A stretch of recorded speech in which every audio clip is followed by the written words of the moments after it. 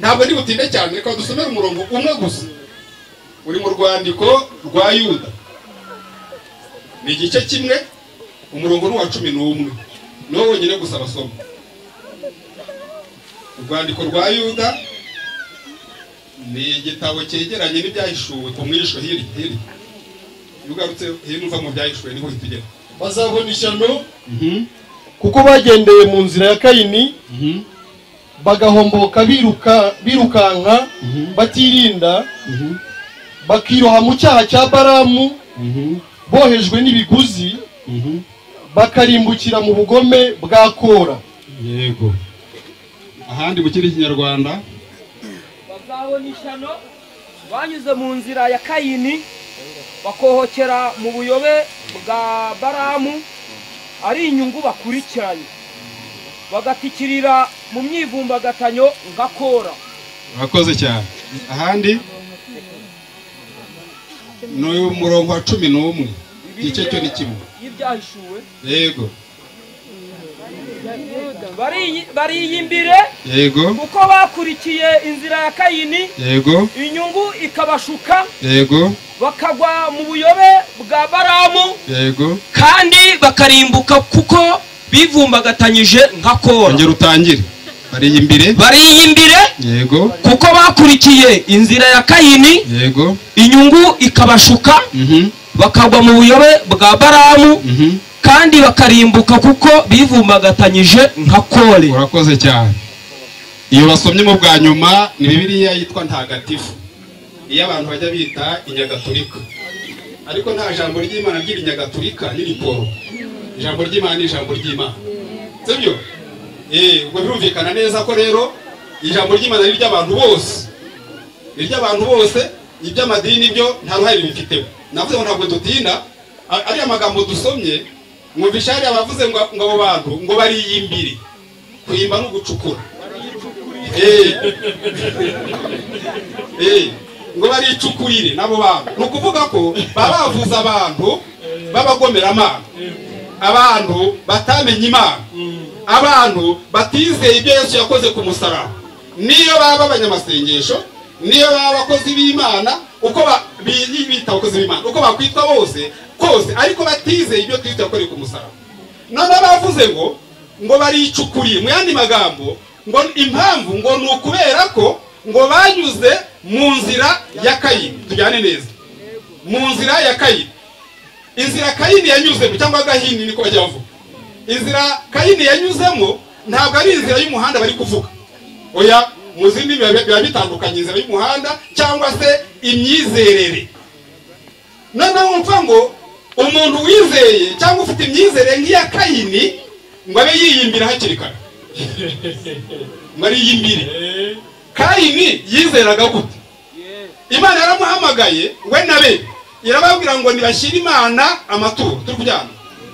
Noneho ngo Abeli afata mu mikumbi ye, afatamo ihene arayijyana, ayigejeje Imana iramwemera, yemera n'ituro rye. Turajyana. Kayini nawe ngo afata ku myaka yahinze, turi kujyana, yavuye ngo mu butaka, nawe arayijyana yishyira Imana, ngo Imana iramuhakana, ihakana n'ituro rye. Turajyana. Icyo ngira ngo turebe ni iki, kubera iki yemeye ibya Abeli igakana ibya Kayini. Impamvu Kayini yafashe ibintu byavuye mu mbaraga ze, Yego rwose, byavuye mu cyuya cye, ibintu yakoreye arabijyana abyitwaje ngo Imana iramwemera. Abigejejeyo Imana yavuga ngo ndaguhakanye, n'ibyo uzanye ndabihakanye. Ntabwo Imana yigeze yemera ibivuye mu mbaraga za Kayini. Sintinda, Abeli nawe yemerwa kubera iki? We ngo yafashe umukumbi, itungo atabyaye, itungo atahinze, itungo atakoze, atakujije, byaremwe n'Imana, bikuzwa n'Imana, arishyira Imana kubera ko Imana icyifuzo cyo mu mutima wayo yumvaga yifuza ikintu kiva amaraso. Turi kumvikana neza. Yashakaga amaraso kubera ko babitubwiye ngo amaraso atavuye ntabwo habaho kwabarirwa ibyaha. abe yajyanye amaraso ngo Imana iramwemera, yemera n'ituro rye. Amen. Ibyo byashushanyaga uwo turi kuvuga ariwe Kristo. Amen. Ariko ndi kuvuga imyizerere ya Kayini. Kayini agira imyizerere ishingiye ku zakora, yumva agomba kwemerwa n'Imana bivuye mu mbaraga ze, bivuye mu ngufu ze, bivuye mu mwete we, bivuye mu gushakashaka kwiwe, bivuye no mu kwitanga kwiwe. Turi kumvikana? Ibyo byatumye Imana izinukwa Kayini. Amen. Reka mvuge ngo ba bantu bavuze ngo bazabona ishyano kuko bagize imyizerere ya Kayini. Yego. Bivuze ngo ibintu wemera utekera ko byakujyana mu ijuru, niba ari biva mu mbaraga zawe, ubwo umwuzukuru wa Kayini. Imyizerere y'imirimo. Urakoze cyane. Ni imirimo. Yego. Bibiliya iravuga ngo imirimo nta muntu yakwinjiza mu ijuru. Yego. Kubera iki? None se niba uri mubi uribwira ko wakora iyihe mirimo myiza? Bishoboka. Biravuga ngo igiti kibi cyera imbuto mbi, n'igiti cyiza kikera imbuto nziza. Niba uri mubi n'ibyo ukora ni bibi. Bivuze ngo n'amasengesho yawe nayo burya ni imirimo, ariko nk'imwe ya Kayini. Yego. Turajyanye? Gose. Amaturo yawe nayo wavunikiye, urumva ko nayo ari nk'aya Kayini. Cyane. Turajyanye? Ibikorwa byose ujya ukora na bya bintu ukorera Imana byose ni imirimo imeze nk'iya Kayini. Yego. Kubera ko bitarimwe amaraso ntabwo Imana ibyemera. Gose. Ntabwo bishoboka. Noneho ngo uwo muntu azabona ishyano kuko yanyuze mu nzira ya Kayini. Yagize imyizerere nk'iya Kayini. Umuntu wese wazoza amazi ngo wese azajyanwa mu ijuru n'iki ngo ni ibikorwa byanjye. Ntiwumva ko ari Kayini se? Abacukura. Niko bavuze. Ngo yiyimbire. Yiyimbire. Ubwo birumvikana neza ko rero ntabwo imyizerere ya Kayini ntabwo yakujyana mu ijuru. Nyamara abuzukuru b'abakuru barakubwira ati nibyo bizakujyana mu ijuru. Imirimo ni izakujyana, imirimo ni izakwinjiza. Ntabwo ari ibyo, ntabwo imirimo yinjiza umuntu. Biravuga ngo mwakijwe n'ubuntu kubwo kwizera. Ngo ntabwo byavuye kuri mwe, ngo ni impano y'Imana. Ngo ntabwo byavuye no ku mirimo, ngo hatagira umuntu wirarira. Ntabwo imirimo ijyana mu ijuru. Ahubwo umuntu imirimo ituma yirarira ku Mana. Urakoze cyane. We arirata, aribona. Hatagira umuntu wirarira. Kuko juste Imana ikwemeye bishingiye ku byo wakoze, birumvikana ko wagiye ubwira ati wagombaga kurimba, nanjye nawe nagukoreye. Ibyo ni ibintu bisobanutse. Urumva rero ntiwanashimira Imana. Nicyo cyatumye nawe ngo sinzadikwinjizamo. Ishaka ngo ujyemo ari ikwijijemo. Birumvikana ko rero inzira ya Kayini ubwo niyo ubamo, niba wumva uzajyanwa mu ijuru n'ibikorwa byawe, ubwo uri mu nzira ya Kayini. Kubera iki Imana itabyemera? Nuko yo yashimye ko Yesu aza, cyangwa Yezu, nta kibazo kirimo, aza kugira ngo abe ari gukora ibyo wasabwaga n'Imana. Byose arabikora ararangiza. Yumvira amategeko nk'uko wabisabwaga n'Imana. Arayumvira ntiyicamo na rimwe. Bigaragara ko afite gutungana kwemerwa n'Imana. Noneho aza kugira ngo nanone nawe afate nawe ibi byawe byose wakoze, ndetse binagendanye n'uko wavutse. Ibyo bisobanutse neza. Kuvuka kuri Adamu birahagije kukwinjiza mu murimo, ibigombera ibyaha byinshi.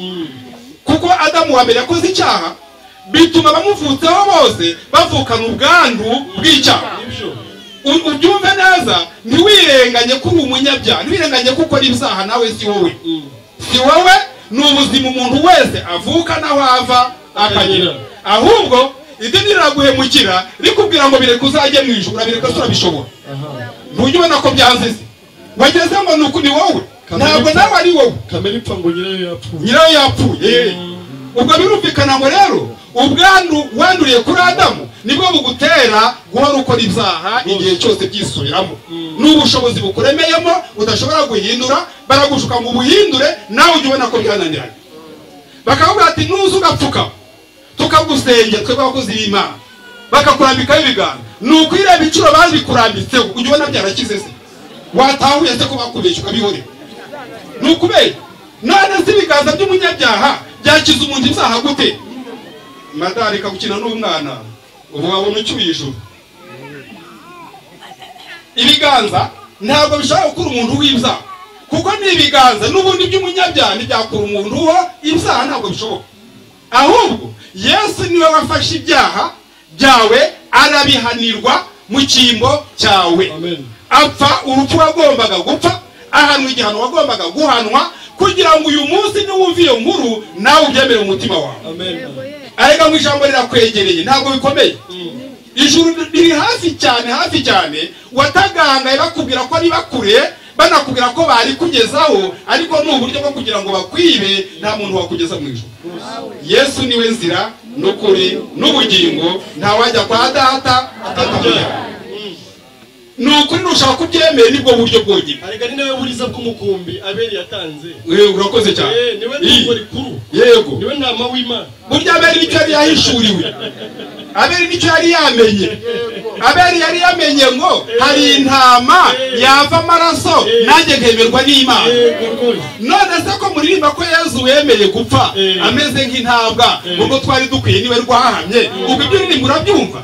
Yesu wemeye gupfa umeze nk'intabwa, urwo twari dukwiye ni wowe rwahamye. Abo babisha bawe ntibagusoneye, tweho turagushima tugushimagiza. Si ibipfusi si ingoni sama cyangwa mabi, bayagavundereza mu ruhanga. Amen. Mujye muririmba ibyo mwumva, ujye ubiririmba unabyumva. Ni Yesu wemeye gupfa ameze nk'intabwa ntawe umwitayeho, urwo twari dukwiye niwe rwahana. Muri kubyumva ibyo umuntu yizera, ni ukumenya ko igihano wagombaga guhanwa Yesu yaragihana cyose ararangiza. Bivuze ngo kubyemeza umutima wawe igihano cy'Imana kikuvaho. Babivuze ka iyo utemeye igihano Yesu yaguhaniwe, ubwo uvuze ngo nge nzihanirwa nta kundi. Ubwo witeguye umuriro utazima, ucukura hakiri kare. Birasaba rero ngo uha agaciro urupfu Yesu yagupfi. Arega ni wowe yapfiriye. None se ko mwese mubizi ko muravuga ngo Yesu yaradupfiriye, none se niba yaragupfiriye kuki wumva uzongera guhanwa n'Imana? Ese ubwo yaba yarasize iki? Burya yahaniwe kugira ngo wowe utazahanwa n'Imana, nicyo yasize. Aregaga birasanga ubyumve neza, ubyemeze umutima, umenye ngo Imana ntizabikimanye kuko yahaniye Yesu mu mwanya wawe. Ibyo byemere mu mutima, urabyemera igihano kikakuvaho, urabyemera ukabubonye ijuru, urabyemera ukabonye ubugingo, urabyemera ntiwongere gutanga amafaranga yo kubigura. Ntabwo iby'ijuru bigurwa, ntabwo bigurwa. Ntacyo watanga, ntacyo wakora. Ubona n'umuntu bamurya amafaranga wazamuye penetration. Yesu yarabashije ngo ishusho iri ku mafaranga ni nyane, ni yakayizana, ni Imana. Ni yakayizana. Umuntu wajya murya amafaranga wazamuye penetration pe akayatanga penetration, kandi babidusobanuriye. Bavuze ngo ese iyo ubwiye umuntu ibyaha ukabimubwira wibaza ko bigiye he buryo. None se we yabanje agakira ibye, yabanje agakira ibye, ntazongere kuvuga ngo turabanyabyaha ko buri gihe tuzapfira. Nabanza bikire abona bikize abana. Ariko ngo umwana w'umuntu ari we Kristo niwe wenyine ufite ububasha mu isi bwo gukiza abantu ibyaha byabo. Nta wundi muntu ni Kristo ukiza abantu ibyaha byabo. Ate wemeye urupfu yapfuye mu mwanya wawe, igihano yahanwe mu mwanya wawe, ukabubonye ijuru, ukabubonye umwana w'Imana, ukabubonye ubugingo buhoraho, ukazabana n'Imana iteka ryose. Iyo niyo nzira ya Kayini. Nabyumvira. Umuntu wanyuze mu nzira ya Kayini uyu munsi ubasha kuyivamo, ukemera ibyo Kristo yakoze, ukabuvuye mu nzira ya Kayini wije mu nzira ya Yesu. Cyangwa ubonye Yesu uvuye mu bindi bintu byose bakubira. Nakubwira ngo rero penetration ntikuraho ibyaha. Bibiri biravuga ngo ni igikuraho ibyaha ngo ni ikiru cy'amaraso Yesu yamennye. Umuntu yavuga ngo ugenda kuramutsa Mariya 10 ngo zirabikiru cy'ibyaha. Gute so zabikiru cy'ibyaha? Ubwo nawe nyumva ubwo zabiki maze n'umuntu wafatanye igikoti cyane yakijya mu kubita inkoni kaswe ndakuramutsa Mariya 10 ngo zakuraho ibyaha. Ntabwo zakuraho ibyaha, ukicuza ukanababara ibyaha. Ngo ntibyari ibicumuro byawe, ngo impongano ikwiriye ibyaha wakoze, ngo ni amaraso ya Yesu masa bivuga yonyine, nta kindi kintu gikuraho ibyaha. Ubwo inzira yo kwicuza nayo ni ya Kayini. Yego, urakoze cyane. Ubwo ibyo birumvikana rero neza ko Yesu Kristo niwe wenyine wahaniye ibyaha byawe, kandi ibyemeye umutima ubona ubugingo guhoraho. Wikwirirwa ugira icyo utanga ngo Imana izakwemera. Wikwirirwa ukwirirwa ujya mu mazi ngo Imana izakwemera. Usengera mu gihuru ngo Imana izakwemera. Ibyo ukora byo nta cyatuma Imana ikwemera uretse kwemera urupfu Yesu yagupfiriye kumusaraba. Inzira ya Kayini mwayumvise n'uburyo umuntu ayivamo, ariko murabyumvise. Iyo wemera ibya Kristo uvuye mu nzira ya Kayini, ukaba uvuye n'umubare w'abantu bagomba kwicukurira. Ubu uvuyemo kuko ubonye ubugingo buhoraho. Aba bantu ngo barahombotse ngo batirinda, ngo biroha mu cyaha cya Balamu, ngo bohejwe n'ibiguzi.